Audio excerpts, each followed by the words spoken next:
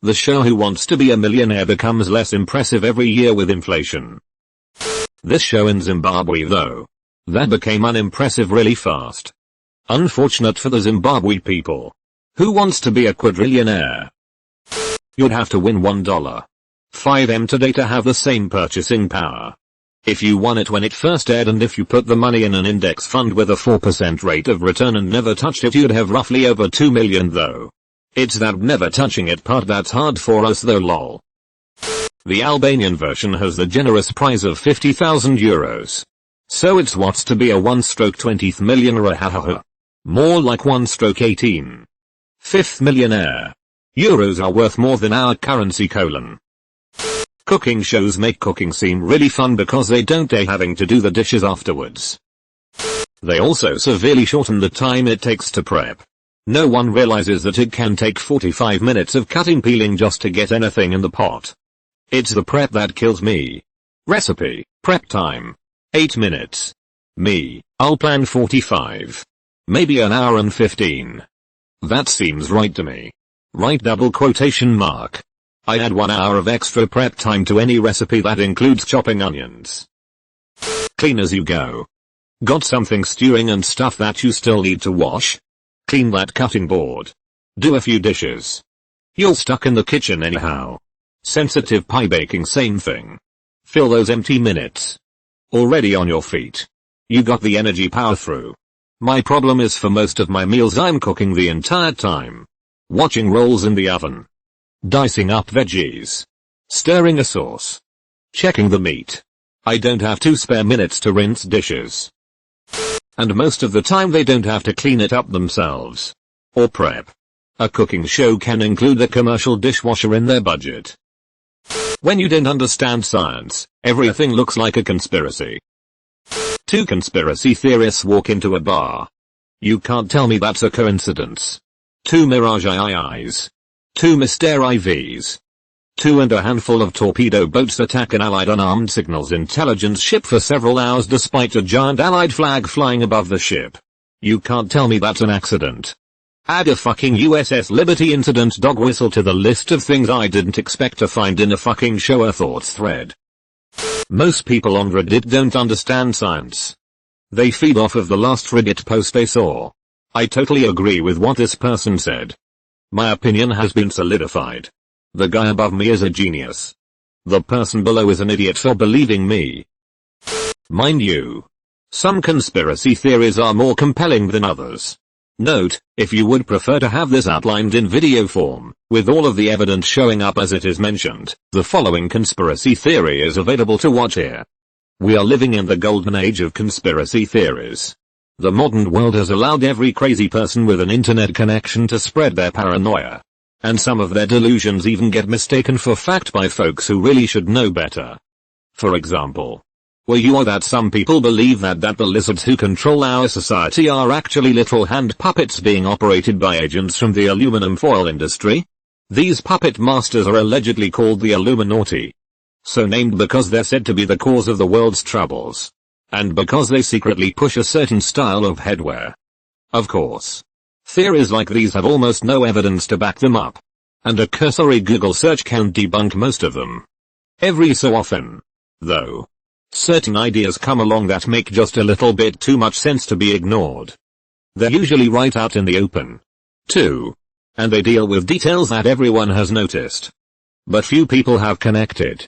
For one such idea, we are going to look at a specific individual who actually is a puppet. And not just because he looks like he's made of leather. This is the Mick Jagger conspiracy theory. The song TikTok, as performed by K$ha, was written by a guy named Benny Blanco. Its lyrics include a line with an odd quality to them. On the surface, this appears to be little more than a standard piece of manufactured music. However, Mick Jagger seems like a strange choice of icon for someone portraying a modern-day delinquent. Especially since he wasn't exactly at the height of his attractiveness when the piece in question came out. Stranger still, that wasn't the only popular song to paint the man in a pleasant light. Moves Like Jagger, performed by Maroon 5, was released at around the same time. And Benny Blanco had a hand in writing that one, too. Now, it would be easy to suggest that one man was simply showcasing something of an obsession. If it weren't for the presence of the same pattern elsewhere, the song The Time, Dirty Bit, as performed by the Black Eyed Peas, features the following phrase. It was written by John D. Nicola, who used to produce the music for a band called Kara's Flowers. Although you might know them better by their current name of Maroon 5. The song Heart and Soul, as performed by the Jonas Brothers, contains a verse that ends with making mistakes. But that won't matter if you can swag like old Mick Jagger. Antonina Amato wrote the piece, and she is managed by Downtown Music Publishing. Would you care to guess who else they manage? Here's a hint, it rhymes with Balloon Hive.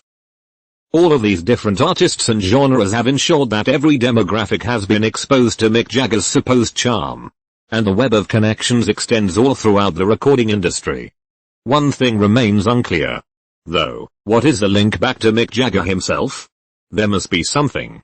Because if you have a look at Google Trends, you'll see that his popularity spiked with the release of each song.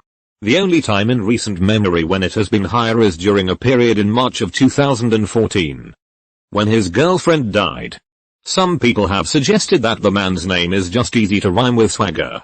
But a modern resurgence in popular use of the word came about after the aforementioned songs had hit the airwaves.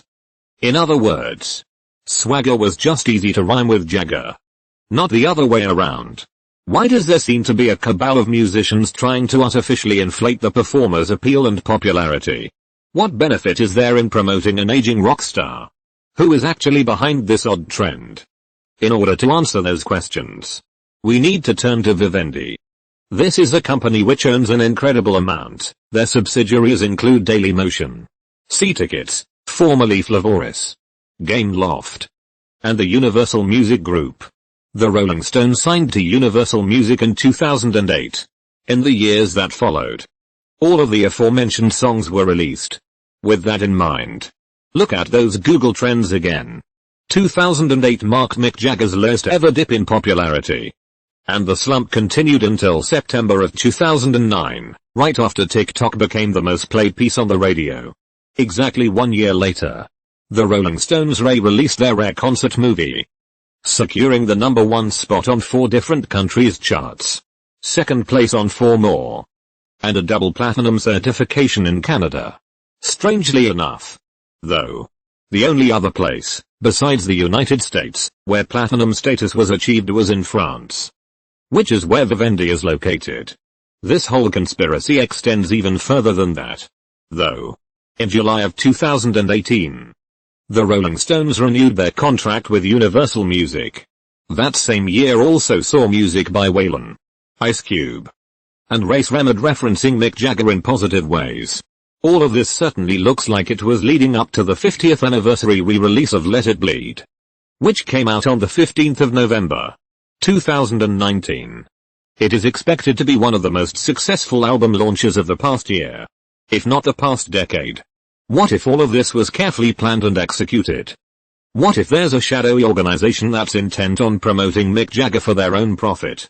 What if the Illuminati is real, and this whole conspiracy has been an attempt at showing that their foil products can keep an aging rock star fresh? What if I made all of this up on a whim, then found whatever tenuous evidence I could to support it? TLDR, Mick Jagger is a puppet being controlled by a sinister cabal. This is the most useless entertaining read I've had today. The video is great too. Someone will have survived a lifetime of unprotected sex but died to an unprotected handshake. If you thought of it, it will or probably has happened. Good thing I think about sleeping with Margot Robbie all the time then. Somebody will or probably has slept with her. Full stop. Full stop. Don't jinx me now. Came here to say this. Living on the edge of an orgasm. What constitutes a lifetime of unprotected sex? Ask your mom. According to one poster on our unpopular opinion, it works as title suggests: if you nut in me without permission, you pay for the plan B. So the acts that might fall under the idea of unprotected sex may indeed be thought through after all.